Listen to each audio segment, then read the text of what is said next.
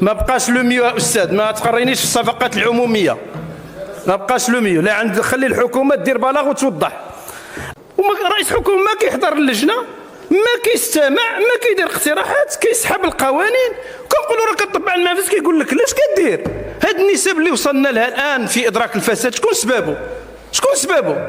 سببه هذا الشيء. وعندنا ملي كتقول لي نسبه النمو 4% وجا رئيس الحكومه هنا، انا كنت كنقول هذا التدليس دابا كنقول كيكذب، لانه كيقول المعدل ديال 3 سنوات ديال هذه المده 4.4. منين جابها؟ منين جابها؟ 1.3 ونزيدوه حتى 1.5 في 2022.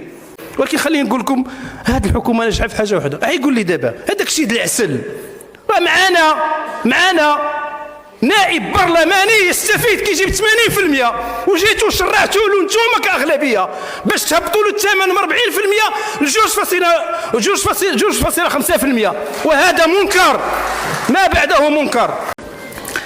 بسم الله الرحمن الرحيم، والصلاة والسلام على مولانا رسول الله وآله وصحبه. السيدة الوزيرة، السيد الوزير، السيدات والسادة، السيد الرئيس، السيدات والسادة النواب،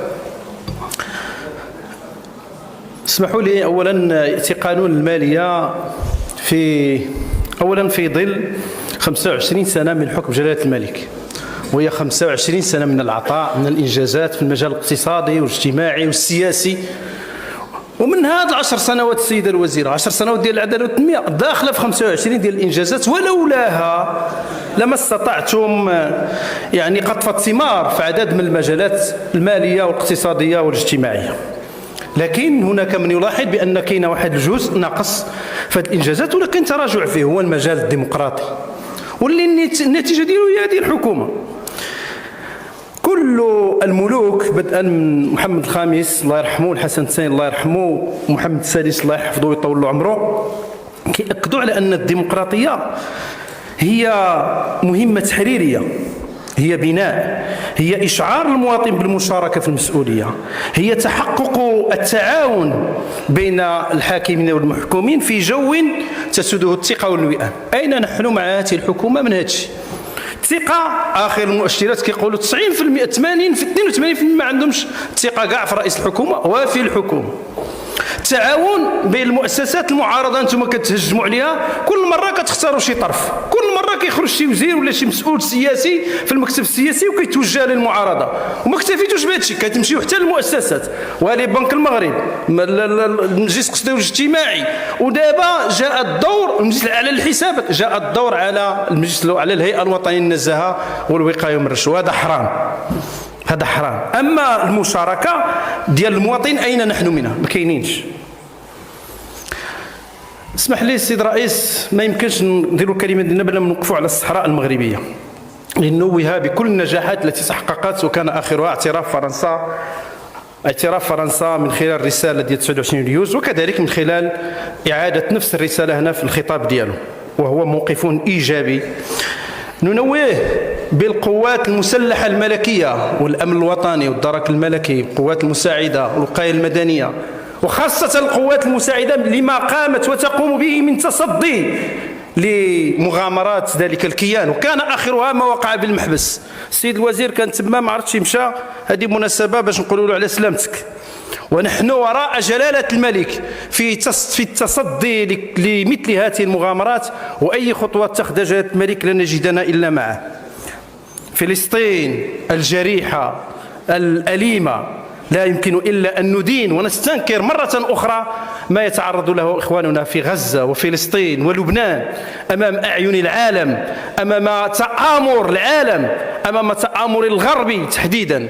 لا يمكننا إلا أن ندين هذا التدخل الهمجي وهذا التآمر وهذا التواطؤ، وندعو مناسب ندعو مرة أخرى بلدنا إلى وقف التطبيع مع هذا الكيان الغاصب، وندعو إلى مساندة وتكثيف المساندة الشعبية.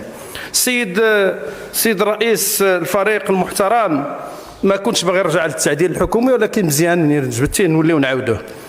هو مكياج، لأن الوجه الحقيقي باقي هو ترضيات، لأنه تأخر كاع 3 سنين باش عاد يجي الخطاب ديال جلالة الملك والديوان الملكي، كان في أكتوبر 2021. هو ترحيل شبكات الشركاء التجاريين والمستخدمين إلى مواقع حكومية. اليوم نحن أمام حكومة بأغلبية 4 أضلاع، 3 أحزاب زائد الشركة المعروفة اللي ولات طرف في هذه الحكومة. في كل الدول ملي كتكون معارك كبيرة وتحديات كبيرة كانت جوج الأدوات، تنويع مصادر الثروة وتنويع توسيع السلة الاقتصادية. إلا بلادنا نسعى مع هذه الحكومة ورئيسها إلى تركيز واحتكار لكل هذا، للسلة الاقتصادية ولمصادر الثروة. كنا كنتكلموا عن المحروقات، زدناها تحلية المياه، زدناها الطاقة إلى غير ذلك. وبالمناسبة الصفقة الأخيرة ديال وزير الصحة الجديد يقول لنا ما خرج كاع، كاين 3 الشركات اللي شاركت هو اختار الثانية بالرغم من أنها ماشي هي الأقل ثمنا. ما بقاش لو ميو يا أستاذ، ما تقرينيش في الصفقات العمومية، ما بقاش لو ميو، لا خلي الحكومة دير بلاغ وتوضح. التحديات والأولويات المفقودة في هذا مشروع قانون المالية. الماء، جلالة الملك خطاب ديال العرش تكلم على الماء كأولوية ما حضراش عند هذه الحكومة. تشغيل رئيس الحكومة هنا التزم في أكتوبر في أبريل كأولوية ما كايناش، كيتكلم على 14 مليار غادي نجيو ليها. الفساد، التقرير الأخير 50 مليار كنضيع، ما بين 3 و6% اللي كنضيعوا. رئيس الحكومة ما كيحضر اللجنة، ما كيستمع، ما كيدير اقتراحات، كيسحب القوانين. كنقولوا راه كتطبع المنافذ كيقول لك علاش كدير هاد النسب اللي وصلنا لها الان في ادراك الفساد. شكون سببه هاد الشيء. وعوض عن تصليح هاد الشيء توجهتي لرئيس الهيئه، لا انت ولا بعض الوزراء ديالك كتجبرهم حيت قصير، بغيتي تبني سير عالج الاشكالات.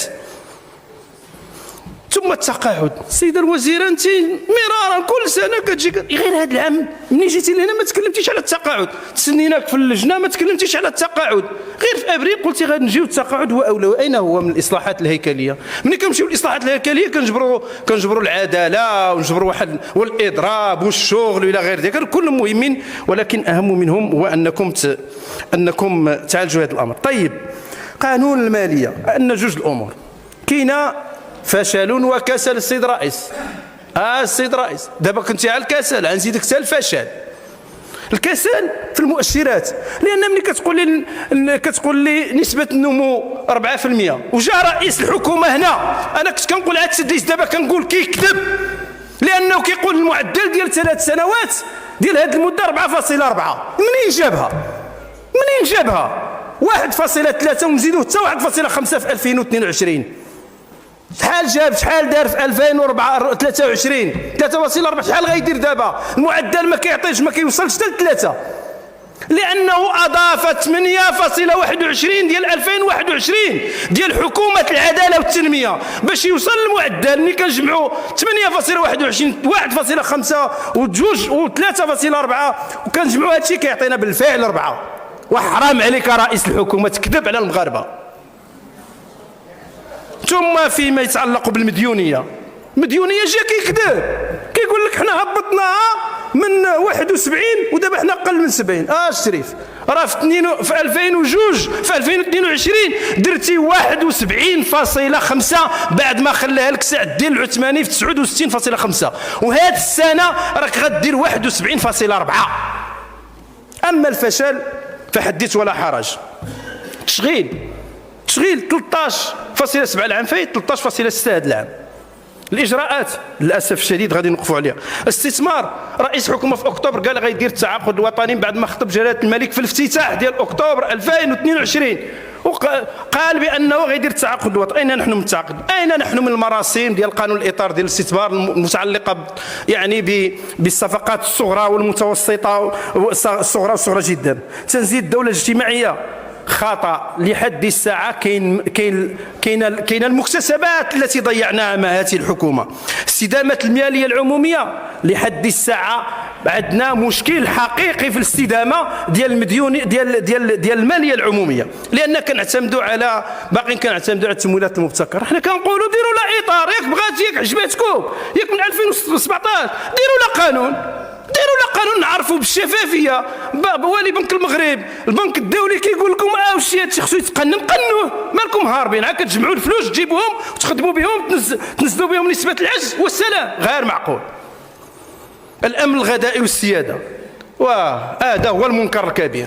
2023 و24 وحنا نستوردوا الابقار والاغنام والى غير ذلك. كنا كنديروا خارج الدستور، كنمشيو نطحنوا الطيفيه. دابا الان جبنا الطيفيه. شكرا انكم رجعتوا للدستور، ولكن خليني نقول لكم بانكم فشلتوا.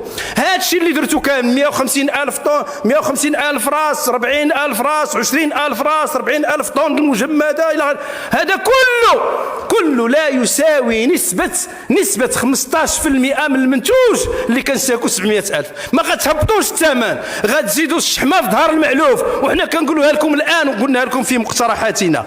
الامن، الصحه، خلينا الصحه نقول لكم حاجه وحده.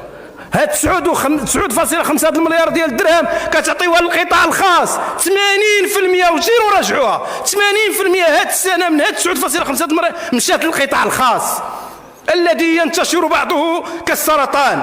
انتم جمعتوا هاد الفلوس باش تعطيوها لواحد القطاع للاسف الشديد. اما تدبير الازمات هذا الفشل الذريع ديالكم على الاساس في التعليم، في الطب، في الصحه، في المحامون الى غير ذلك. فشلتوا في معالجه الزلزال والفيضانات، في حمايه المنتوج الوطني، الادويه باقي كنتسائلوا عليه. ولكن خليني نقول لكم هذه الحكومه ناجحه في حاجه واحده. يقول لي دابا هذاك الشيء ديال العسل، معانا نائب برلماني يستفيد كيجيب 80%، وجيتوا شرعتوا له انتم كاغلبيه باش تهبطوا له الثمن من 40% ل 2.5%، وهذا منكر ما بعده منكر. ولذلك نحن اجتهاداتنا في قانون الماليه جديه لتصحيح مسار التنميه في معالجه الخروقات الدستوريه على مستوى الاعتداء المادي والقمار، على مستوى التشغيل، وعلى مستوى الصحه العموميه، وعلى مستوى البيئه وحمايه المنتوج الوطني. وخليني نقول لكم في التشغيل جبنا لكم مقترح كيعطيكم 300,000 منصب شغل من خلال مقترح ما بين المقاول الذاتي والشركات. اقترحنا عليكم مقاولات منتهيه الصغر اللي غادي تجيب لكم 300,000 منصب، ولكن للاسف الشديد اذانكم صماء. شكرا لكم والسلام عليكم.